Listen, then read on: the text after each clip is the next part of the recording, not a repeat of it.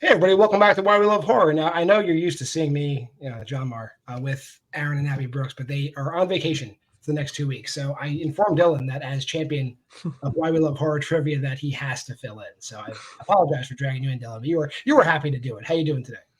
Yeah, happy to be here. Happy to be drug along for this. Yeah, interesting choice of film. It's the big horror film release of the week.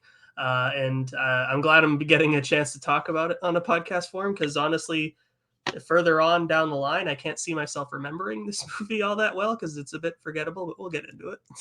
I would agree. If you clicked on the thumbnail, you already know what we're talking about. Ishana Shyamalan's debut, The Watcher.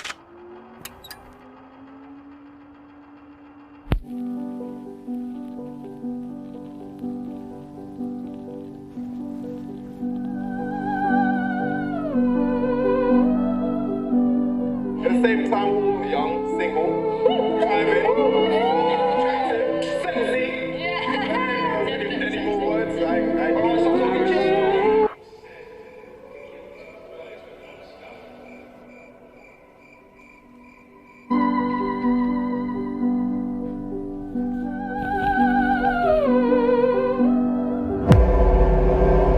What is this place? Who are you? We're just like you, lost.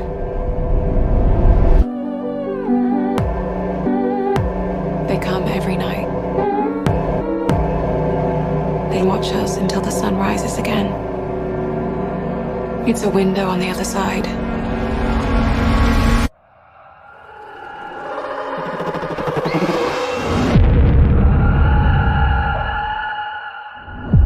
They'll be very interested in someone new.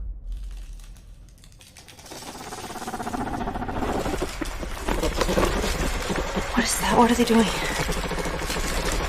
Applause. For you, Mina.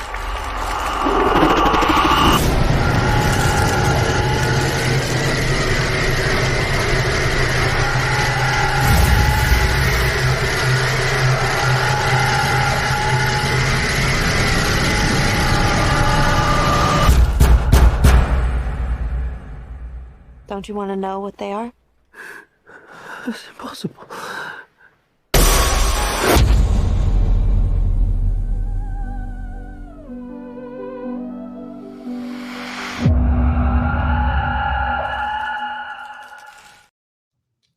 And that's The Watchers. What I guess most people know is this was adapted from the book by A.M. Shine, and there's a lot of talk about this movie being kind of like disjointed and like with plot holes and all stuff. And then I figured like, well, this has to be a case where the book is better. But then I went and read some reviews of the book, and these issues existed in the book, which begs the question, why did they adapt it into a movie? So, Dylan, your initial non-spoiler thoughts. Yeah, this movie was very frustrating for me because it had me up until a certain point, and then it just kind of like really started to lose me more and more over time, which we'll get more into. But yeah, I mean, again, I think Ishana Night Shyamalan, I believe is her name. I think she comes through with like a solid, like at least directorial like vision here. Like I think from a directorial standpoint, it's pretty good in that front. It's a good debut feature. I don't know if she had any part in writing the screenplay or adapting it, but that's really where I thought like kind of let the film down. So I'd like to see her, She is credited as the writer as well. See, that's kind of tough, but yeah, maybe I don't know. Maybe it's just one of those things where it's like her first film, she'll get better from this. But yeah, it was overall very frustrating watch. I'm not a fan of I think the characters were like not very well developed in my opinion. Like I didn't really care all that much about the main girl, Mina. I will say it was cool to see. I can't remember what the actress's name, but the actress with like the white hair. She's like a character actress. Owen Ferrer. Yeah, something like that. Yeah, it's she's a character actress that I like, and I always get excited seeing her in films. So it's cool to. I thought it was cool to see her in this. She's not given really a whole lot to do, in my opinion. Maybe I don't know. I don't want to go too deep into spoilers, but yeah, overall it was kind of. Let's just pull the Band-Aid off. Yeah. Now it's free. Now, if you're still watching, it's on you. I think you're 100% right in everything you've said so far. I think technically, it's shot well. The sound is good. A lot of the set pieces look good. The action is good. The CGI they implement doesn't look like crap. So there's a lot of positive things going for it. It's just they overlay all that technical, I want to say even superiority onto a story that didn't have any supervision. Like, I don't know if like writing bad dialogue and disjointed stories like is genetic, because her dad has the same issue in a lot of his movies. I'm not turned off to this family. I'm going to watch everything they do, most likely, because it's going to all be mass released every time they do something. And Trap looks good. But this story suffers a lot with the plot. The plot is weird. Yeah. I mean, yeah, it's like it felt like there were a lot of things that were just kind of like left unanswered in the end. Like when you said that it was based on a book, I was like, oh, that makes sense, because it feels like they're almost stuffing like so much into this movie, especially in like the final act, where I was like, there were a bunch of twists where I was like, wait, what? Like the reveal of what Owen Foyer's character is like, it really just kind of came out of nowhere for me, kind of. And it was this to me felt like, I don't know, did you watch Lost? No, I didn't know. This to me felt like a Lost like sub-season, like, because like a lot of the themes were like Lost based, like the fact that you're in a bunker, but there's a bunker under the bunker, and there was research being done in the bunker under the bunker, and it's very weird. I probably should read the book and just see what happened, but like there like a few things at the end of the movie like just seem weird to me. Like if she vanished and she was stuck there for months, when she reappears, like, doesn't the guy care that he didn't deliver the freaking bird to the zoo? Right. The bird never made it to the zoo. Well, just to give some general plot, we didn't even do like a synopsis. Like, right. Mina is obviously an American transplant in Ireland. Yeah. And she works in a pet shop. And one day her boss asks her to deliver a bird to a zoo in Belfast in Northern Ireland. And apparently the only way there takes you through a place where the road vanishes and an EMP like hits your car. The fact that this wouldn't have happened to literally thousands of people before Mina doesn't make any sense to me. It's like, where's all the other abandoned cars, and like, why aren't there more people at this one hideout? It's strange. Yeah, like if where she's at, I forget the name, Galloway, I think is the town she lives in. If the road from Galloway to Belfast, and this is the road, literally swallows up everybody that goes there. This is like a Jagged Edge plot. I feel like I'm doing verses. Like, why wouldn't the Irish National Guard, whatever they are, be deployed to those woods to determine what the hell is going on? Though you do kind of get through the backstory that somebody must know. Why? The weird, and this is weird too, because the big reveal, one of the first big reveal, is that there's like a professor in, I guess, Irish folklore, Irish mythology, who fully believes there was a war between humans and fairies, and it turns out he's right. And the battleground was this forest, and the fairies are sealed there. But how does nobody else know this? And it's just like, why isn't it just like cordoned off with army people stationed at every entrance? Yeah, it's very strange. Another thing involving like the fairies also that I was kind of disappointed by, maybe this is just because of my love for like body horror and that kind of stuff, is like when they set up that like, oh, they try to mimic these humans, but they oftentimes get a lot of the details wrong. Like they get like, there's one with like 6 fingers on one hand or whatever that we briefly see. I would have liked like maybe like a bit more of that. Like, I think this was like a PG-13 movie or something like that. But if they, I still feel like they could have shown like maybe like more horror with that, or just like the fairies trying to mimic the people. I think it would have been cool. But so I was a little disappointed by that, but I guess that's not what they were going for. It would have been cool though. Yeah, I think you're 100% right. A lot of the ideas are really good. They're just like, I don't know if they're half baked or rushed or whatever.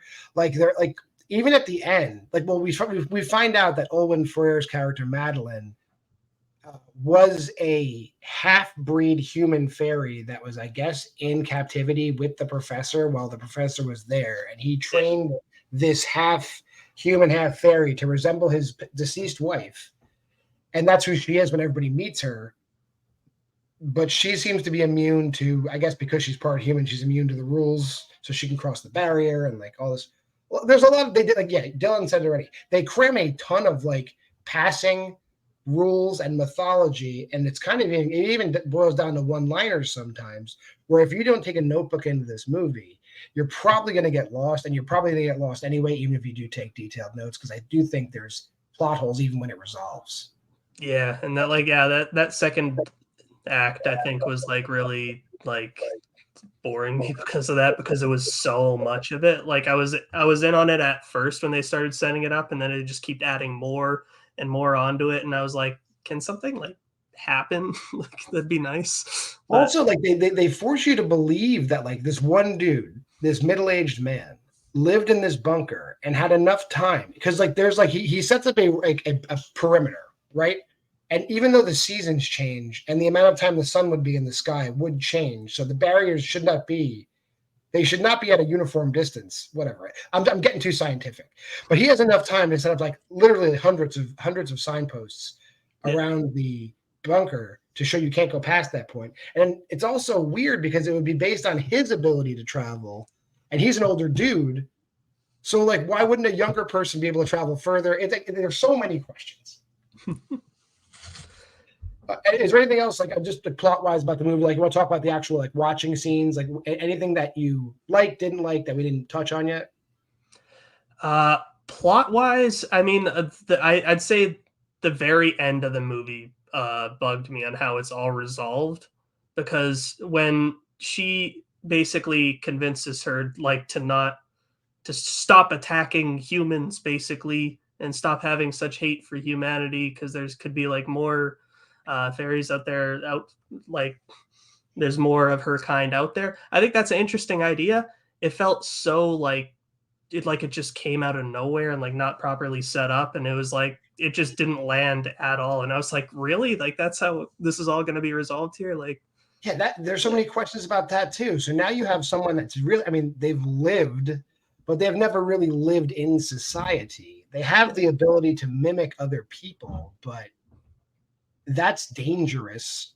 Like how would they survive? Yeah, it survive in society, and that is just dumped on you in like the last 3 minutes of the movie, and then the movie just ends. It's like, okay, yeah, it almost feel like they were trying to set up a sequel and with that ending, but yeah. I don't think that's coming. I don't think so either, which it kind of made it feel a little pathetic, but yeah. This movie feels like it should have been a television series.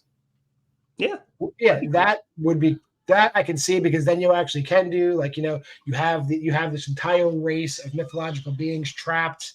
You could do a backstory. You could do all the history in season 2, whatever. But like to jam it into like I don't know if there's like a hour and 30 something minute movie, a lot gets just left by the wayside. So, and again, didn't hate this movie. It's technically very good. It's just frustrating. Yeah. Anything else you wanted to touch on? There was actually one. I don't know if it's like fully, if it was an issue with my feeder or something, but one of the technical issues I think I had. Did you notice like the lighting was like very like not? It was like hard to see at certain scenes in the nighttime. I get it's the nighttime; it's supposed to be dark, but some of it just felt like kind of poor. Was it blurry? Were parts of the screen blurry to you? A little bit, yeah. The lower part of the screen on my screen, like the lower I looked, I thought it was my glasses. But like when you look down to the bottom of the screen, everything was like really smeared. Yeah. So I guess it was intentional. I guess, yeah. It was just there were certain points where I was like struggling to fully like understand what was happening on screen during some of the night scenes, like, Yeah, especially the opening. Like, it was really tough for me to tell what was going on.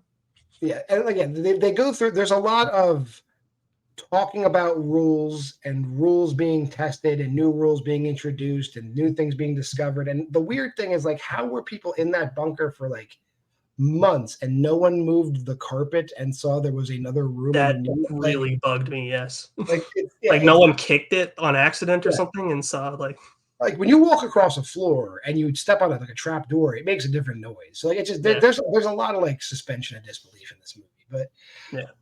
I think people know where we kind of stand on it. So Yeah. let me just dump that, and we'll just jump right to what we rated it.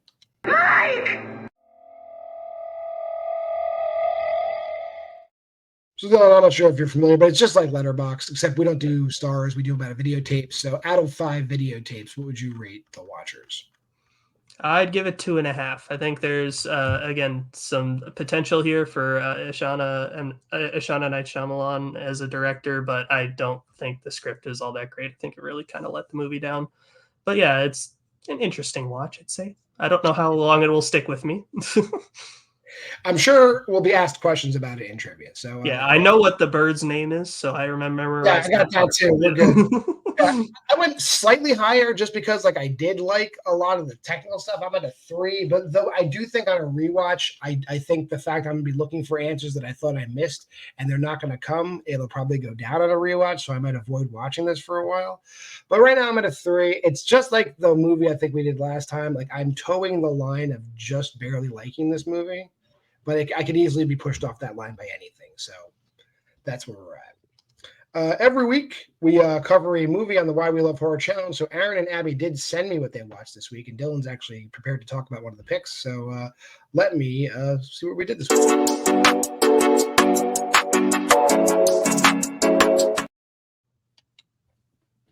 You go to that website there at the end there. That's a lowercase r, a lowercase l, a capital W, a lowercase d, and a capital I. This week, it was watch a horror movie that was filmed in New Zealand, and there's a lot of New Zealand horror. And Malcolm Lay will tell you. So since we ended on me, we'll start on me. I watched a movie called Deathgasm, which is like a straight up horror comedy. It's fine. About 2 rockers, death metal rockers that find like sheet music that allows them to make a pact with the devil, and hilarity and gore ensues. I've watched a good amount of New Zealand horror. Obviously, Peter Jackson came out of New Zealand and he was very big on making very gory movies. If you've seen Bad Taste or Dead Alive, which Dylan will talk about, or Meet the Feebles. So I do think he's left like an indelible imprint on New Zealand horror, because I noticed when I watch New Zealand horror, like Black Sheep and this movie, there is like I don't want to say it's an homage, but it's like there's like a mandatory level of gross shit people feel the need to put into movies. So Deathgasm hits that mark. It's a finely passable horror comedy. Check it out if you want. And you're going to talk about the movie Aaron actually picked. So go ahead. Yeah, Dead Alive or Brain Dead, depending on what country you're from, I guess. One of my favorite just horror movies in general, really. Like easily up there is one of my favorite horror comedies as well. I love this movie. Peter Jackson's earlier work, I think, is like, in my opinion, way more interesting than his big genre, like his big like franchise stuff. I just love like how weird and just wild and totally bonkers he goes with it. It's the gore is on like another level, really. Like there's very few films that I think can really compare to like just the levels of gore that are in it, especially in that end party scene with the lawnmower. Yes, that's cinema right there. That's yeah. I think if you're like a person that like considers like Evil Dead 2 to be like a one of your top tier horror films, you need to go back to what Peter Jackson was doing at the same exact time. Watch Bad Taste, Dead Alive, Meet the Feebles. Just watch that 3 movie run, and you'll see like it was happening elsewhere at relatively the same time as Evil Dead 2. Yeah, it's one of those genres that I really want to see make a comeback, is the splat stick comedies. I know Psycho Gorman was a bit in that vein as well, so I hope Astron 6 can sort of pick up the torch and like carry it on from there, from what Yeah, Peter Jackson did. But yeah, they do keep putting out like, indie darling kind of splatter movies, but there hasn't been a real crossover one, unless you count Terrifier. Like there really hasn't been a comedy movie like that. I guess Terrifier 2 is the closest we've gotten in recent history. kind of. Abby's pick was Housebound, a movie I have seen. Not a splatter movie, surprisingly, though a New Zealand movie as well. A woman's on house arrest, and she, it just turns out that there's like another member of her family that lives within the walls of the house. So it's if that doesn't pique your interest, I don't know what will. And hilarity again ensues. A lot of them, I don't know if I've ever seen a New Zealand horror movie that is like just straight horror. They're all horror comedies, it seems like. I don't know. Yeah, because I know another one that I was considering going with. I know it's the actors in it aren't. It's an Elijah Wood movie, so the actors in it aren't from New Zealand, but their directors from New Zealand. Is Come to Daddy, which I saw in 2019 at a film festival. That's a really good movie as well. It's like a horror comedy with a lot of crazy twists and turns. If you haven't seen that movie, go in blind. That's another one I'd say. So yeah, like every movie I think of, like Fresh Meat, Black Sheep, they're all horror comedies. So I will do research for next week. I will determine if there are any non-horror comedies from New Zealand. I don't know, but that's those are our picks for this week, and that'll do it for this week on Why We Love Horror. If you made this far in the video, like, comment, subscribe, and share. Every Monday we do Versus. Wednesdays, not necessarily every Wednesday, but on Wednesdays, if we do a Why We Love Horror Trivia Special Edition, that's where it'll be. Thursdays is this show, Why We Love Horror, and Horror Headlines live on all the platforms at 9. And every Friday, Why We Love Horror Trivia. Dylan, anything you wanted to talk about that you need to plug? Not really. I guess just check out Movie Melee over at Multiplex Entertainment's YouTube channel. I help write over there and host. I know there's a lot of people that play here that don't play over there. So if I could maybe pique someone's interest, there you go. So, yeah, go check it out. I'm over there. I play over there. It's probably out of the leagues we have now. It's the top league. So it's where you should aspire to be. I'll give them a plug. Until next time, we appreciate you stopping by. This has been Why We Love.